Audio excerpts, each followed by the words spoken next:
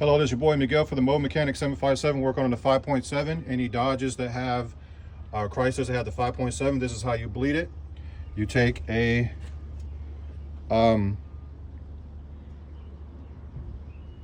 T50, which is right here. You're going to have a bleeder screw that's going to be sitting right here on the water pump. I've already pulled it off. All you have to do this correctly, you're going to use the coolant that's made for the vehicle. Do not, for God's sake, use any other coolant that's made for another vehicle. You will damage the vehicle. And if you have any air in the system, it will overheat. So this car came with this particular kind of antifreeze. So we're just going to keep filling it up until antifreeze comes out of there.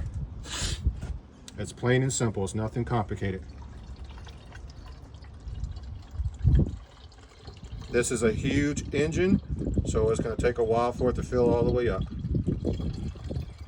And you can see the coolant reservoir.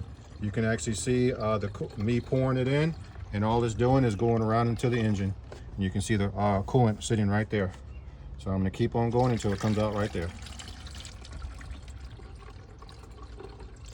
It should be coming out anytime soon. Very soon.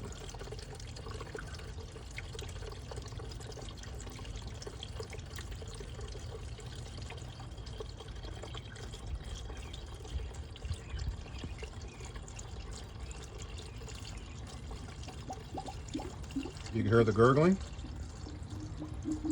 You can hear it. Here it comes. I can't see it, but I can hear it. The fluid is pushing the air out. And there you go.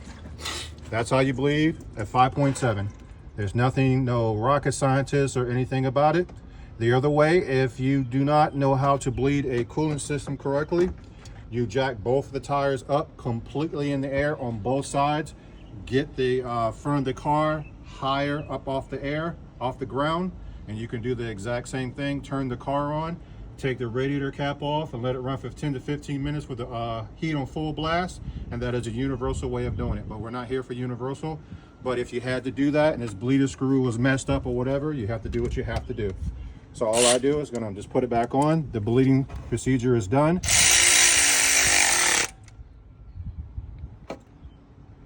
And the reason why I actually did this is because anytime you open up the coolant system, which I replaced the radiator, which was extremely hard to do, but it is doable in less than 3 hours if you know what you're doing or less.